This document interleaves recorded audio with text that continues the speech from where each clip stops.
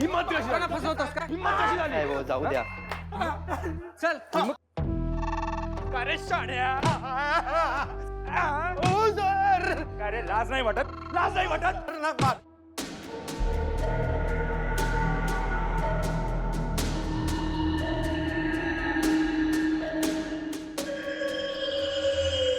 Sir, हा बोला. Complaint नोंदवण्यासाठी इन्स्पेक्टर सरांना भेटायचं होतं. सर तिथे आहेत. लाज नाही वाटत? नाव कसं? नाव? हा, म्हणजे? मारू नका म्हणजे?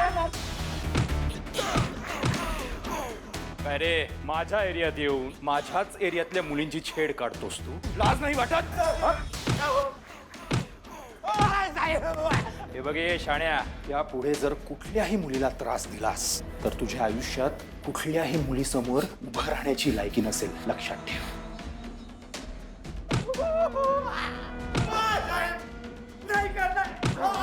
सर, माझी मदत कराल का? सर, एक मुलगा आहे, माझ्या बहिणीला खूप त्रास देतोय. अहो, त्याचं लग्न पण झालंय तरी माझ्या बहिणीच्या मागे लागलाय. आज तर माझ्या बहिणीचा जीव जाणार होता. त्या लफंग्याला तुम्ही अजिबात सोडू नका सर. प्लीज माझी मदत करा.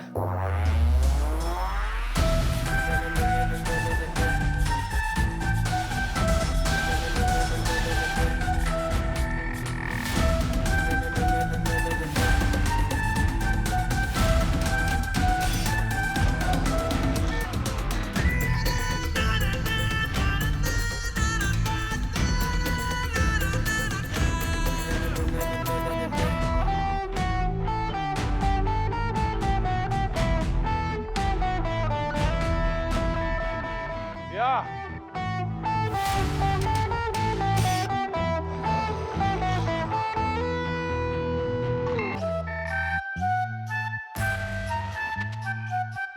तुझ्यासारखी सुंदर मुलगी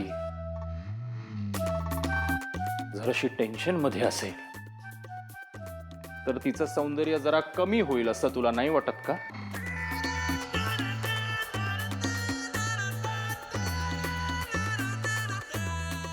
वाटत नाही का?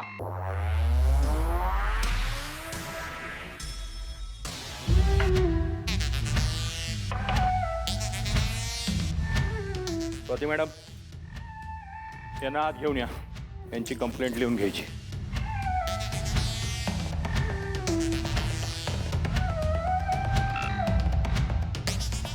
परत भेट झालीच की. पण काय झालं? इतकं घाबरायला काय झालं? हे बघ, मी समोर असताना कुठल्याही मुलीला घाबरण्याची काही गरज नाही. कारण सगळ्या सुंदर मुली माझ्या हातात अगदी सेफ असतात.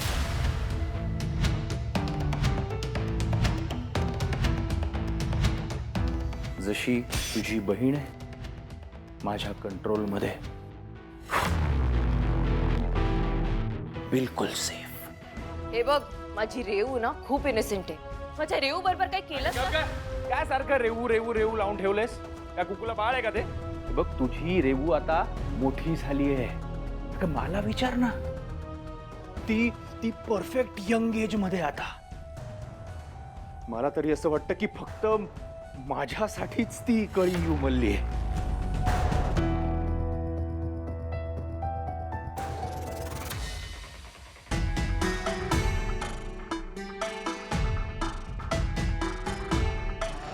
नाही, पण तुला बघून मला असं वाटतंय की माझी जरा चूक झाली. तिच्याऐवजी जर तुझ्या प्रेमात पडलो असतो तर जास्त बरं झालं असतं, नाही का?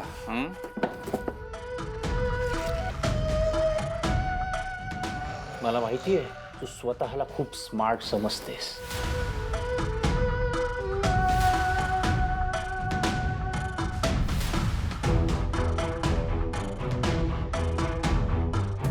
पण हा स्मार्टनेस माझ्या समोर दाखवायची काहीही गरज नाहीये. मी माझ्या तावडीतून तुला असं सहजासहजी सुटू देणार नाहीये मी तुझ्याच चांगल्यासाठी सांगतोय हा. तुझ्या बहिणीच्या आणि माझ्यामध्ये यायचा प्रयत्न करू नकोस. हे तुझ्यासाठी वाईट असेल आणि तिच्यासाठी. सध्या ती फक्त तीच माझ्या टार्गेटवर आहे. पण तू स्वतःच तुझ्यासाठी खड्डा खणून घेऊ नकोस. काय कुठे चाललीस? तुला तक्रार नोंदवायची होती ना? चल मग चल, ये बस बस ना, कंप्लेंट नोंदव ना, ये बस. सांग ना, कोणती तक्रार नोंदवू? तुझी बहीण एका लग्न झालेल्या हँडसम पुरुषाच्या प्रेमात पडली आहे, त्यांचा संसार मोडू पाहतेय, हे लिहू का? की ती आत्महत्या करण्याचा प्रयत्न करते, हे लिहू? सांग ना, कोणती तक्रार नोंदवू? कारण तू कुठलीही तक्रार जरी नोंदवलीस तरी अटक तुझ्या बहिणीलाच होणार. मग आता तूच मला सांग, तुझ्या बहिणीला इथे जेलमध्ये येऊ द्यायचंय की माझ्या मिठीत येऊ द्यायचंय? मी तुला माझ्या बहिणीचं आयुष्य उद्ध्वस्त करू देणार नाहीये. मग त्यासाठी माझा जीव गेला ना तरी चालेल. जीव तर जाणारच, जीव तर जाणार, पण तुझा नाही, तिचा, तुझ्या बहिणीचा. आणि तसंही तू आधीच बघितलंयस, तुझ्या बहिणीला आणि मला वेगळं करण्याचा प्रयत्न केला तर तुझी बहीण काय करू शकते ते आठवतंय ना?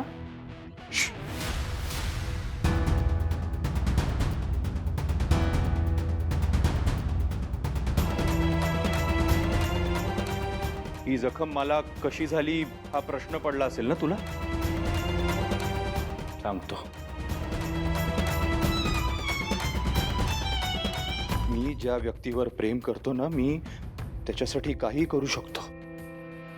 अगदी जीवही देऊ शकतो माझा. बघायचंय तुला?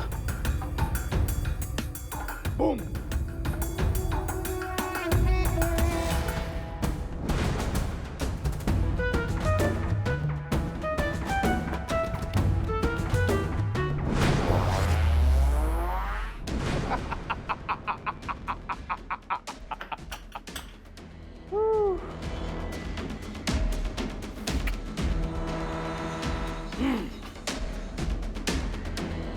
तर मग बघितलंस का माझं केवढं रक्त वाहून गेलं ते? पण तुला माहितीये का हे सगळं कोणामुळे झालंय? हे सगळं फक्त तुझ्यामुळे झालं. नाही, आता तू मला विचारशील का बरं? मी आणि तुझी बहीण आम्ही सुखात जगत होतो, पण तू मध्ये आलीस आणि सगळ्याची वाट लावून टाकलीस. तू जर मध्ये आलीच नसतीस ना तर हे सगळं सुरळीत सुरू राहिलं असतं. आणि तसंही मी जर एखादा टिश्यू पेपर वापरला जरी तरी मी तो असा खिशात जपून ठेवत नाही.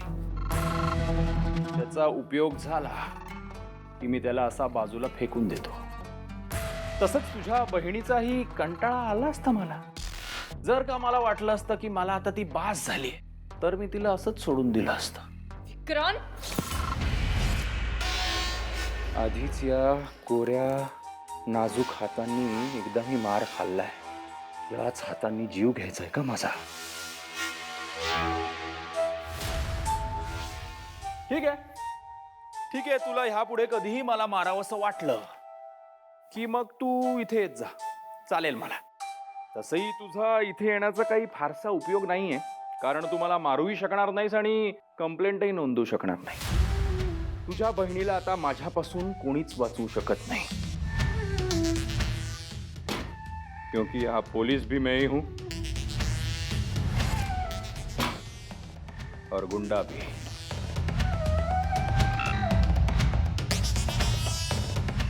निघा आता. माझ्या रेवतीची म्हणजेच तुझ्या रेवूची नीट काळजी घे हा, कारण ती माझी प्रॉपर्टी आहे.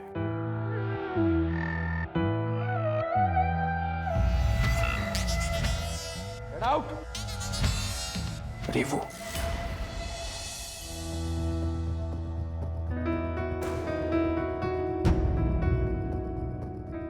तुझ्या बहिणीच्या आणि माझ्यामध्ये यायचा प्रयत्न करू नकोस. हे तुझ्यासाठी वाईट असेल आणि तिच्यासाठी. कोणती तक्रार नोंदवू? तुझी बहीण एका लग्न झालेल्या हँडसम पुरुषाच्या प्रेमात पडलीये, त्यांचा संसार मोडू पाहतेय, हे लिहू का? की ती आत्महत्या करण्याचा प्रयत्न करते, हे लिहू? काय ग झालंय का ग सूप? अगं जाळतेस ते सूप. काय ग? अगं काल माझ्या रेऊचा हात कापलास, आज सूप जाळतेस. तुझं काय करू मी, मला कळत नाहीये. अरे अवदसा माझ्या गळ्यात थोंड म्हणून बांधून घेतली मीच. ओ वसंत मोहिते, द्या द्या तुमचं मशीन द्या, कानातलं हिला द्या. मावशी आई, आपल्या रेवला विक्रांतचे चुकीचे इंटेन्शन्स लक्षात येत नाहीयेत ग. तिला कसं समजवू तेच कळत नाहीये मला. बघितलं, एवढं मी बोलते तरी हिला काय फरक पडतोय? निकाल लावून टाका हिचा. द्या ना ते मशीन, द्या ना तुमचं. कालिंदी प्रेमाने बोलून बघ, सगळं ऐकू जाईल तिला. हो, त्याच्यापेक्षा मी काम करते, ते जास्त सोपं आहे. हो बाजूला. अगं कालिंदी ग, किती बोलतेस ग तिला तू? तुम्हाला ना नेहमी माझंच तोंड दिसतंय. हा, ही ते दगडासारखी उभी ते दिसत नाही तुम्हाला. मी तुम्हाला सांगून ठेवतेय, तिच्या अशा वागण्यामुळे ना ही स्वतःचं आणि आपलं खूप मोठं नुकसान करून घेणार आहे. होय ते ऐका माझं, उजवून टाका तुमच्या मुलीला, नाहीतर आहे ना ही आयुष्यभर अशीच बिन लग्नाची घरात बसून राहील. हिच्यासारखे प्रताप करणारी मुलगी कोण बांधून घेईल गळ्यात थोंड बनून? कालिंदी ग, कुठला विषय कुठे घेऊन जातेस तू? आणि लीलाच्या लग्नाचं बघायला तिचं करिअर कुठे सुरू झालंय?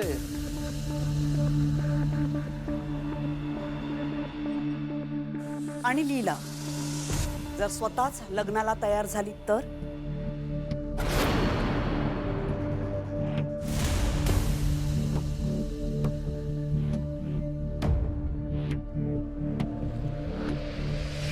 म्हणजे काय काय शिस्त आहे तुझ्या डोक्यात आज?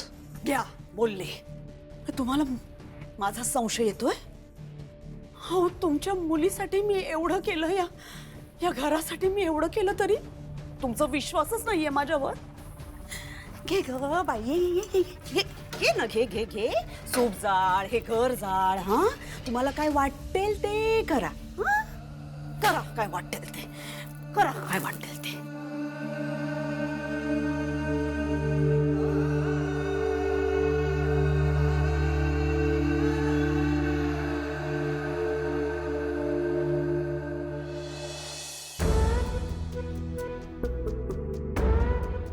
हे बघ लीला, तू ना तिच्या बोलण्याकडे लक्ष देऊ नकोस. मला माहितीये ना की तू तुझ्या बहिणीसाठी सगळं काही करू शकतेस. मला खात्री आहे की तू तिच्यावर कुठलंही संकट येऊ देणार नाहीस. तिच्याकडे लक्ष नको देऊस तू.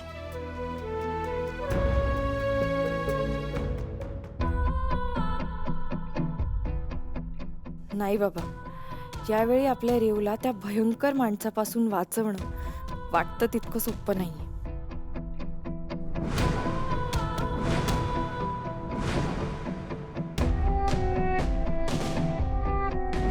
तुला बघून मला असं वाटतंय की माझी जरा चूक झाली. तिच्या ऐवजी जर तुझ्या प्रेमात पडलो असतो तर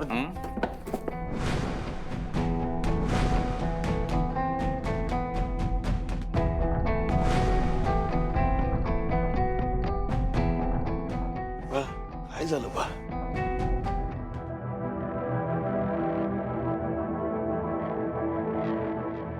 बाबा,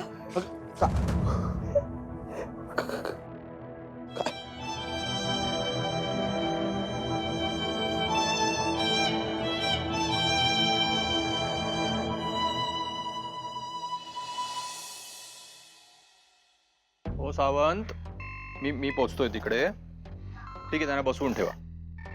आलोच, 10 मिनिटात पोचतो.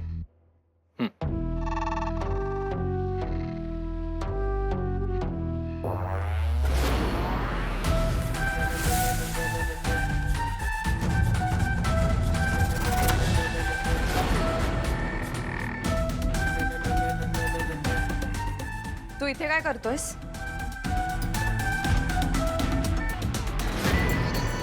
सॉरी, आपण ओळखतो का एकमेकांना? नाही म्हणजे मी तरी ओळखत नाही हा तुम्हाला. इथे चौकशीसाठी आलोय मी. या एरियातला पोलीस इन्स्पेक्टर आहे.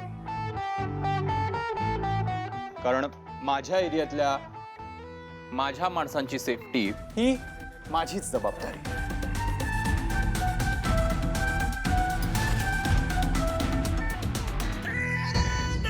हॉस्पिटलमधून कॉल आला होता.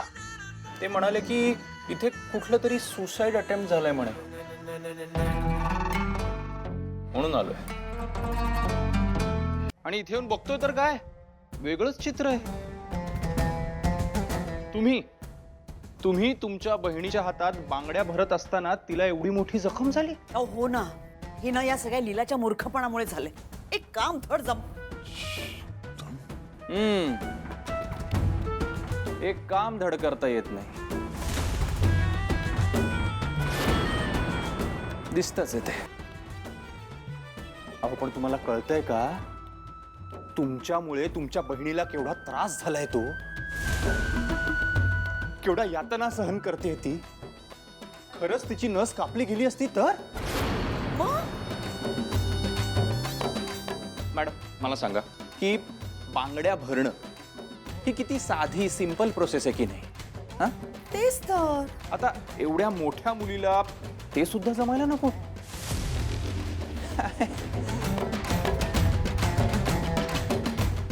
थांबा, मी दाखवतो तुम्हाला.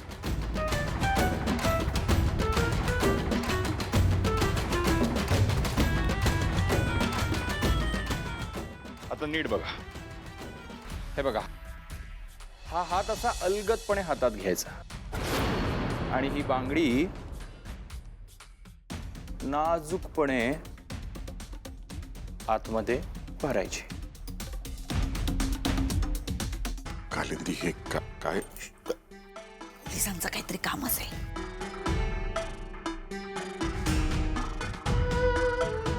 अशी.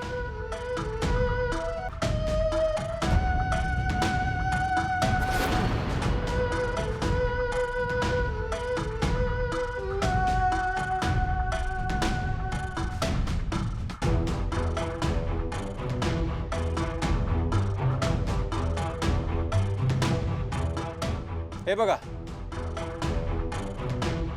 इतकं सोपं आहे. तेच तर.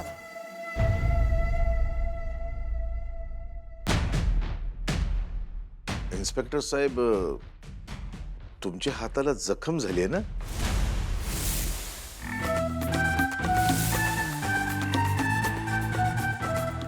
काय झालं?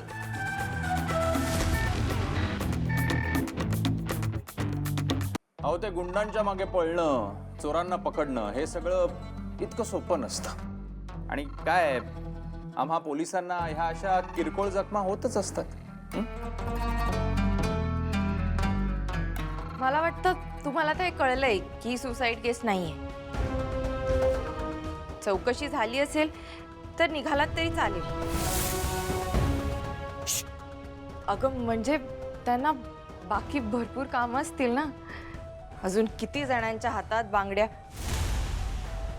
आय मीन बेड्या ठोकायच्या असतील ना तुम्हाला. इन्स्पेक्टर साहेब, तुम्ही इथे घरी आलात, आम्हाला एवढी मदत केली, खरंच तुमचे आभार कसे मानावेत हेच कळत नाहीये.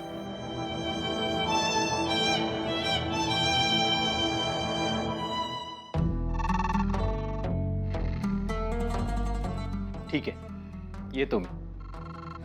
आणि तसंही आता इथे वरचे वर येणं होतच राहील. का? नाही म्हणजे केस संदर्भात काही प्रश्न विचारायचे असतील तर येणं होत राहील. हा. इन्स्पेक्टर साहेब, तुम्हाला काही माहिती हवी असेल तर या ना. त्याची काय गरज आहे? म्हणजे काही लागलं तर आम्हाला सांगा ना, आम्ही येतो पोलीस स्टेशनला. ठीक आहे.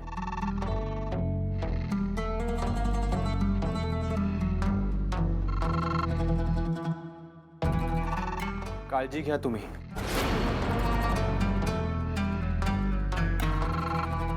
येतो.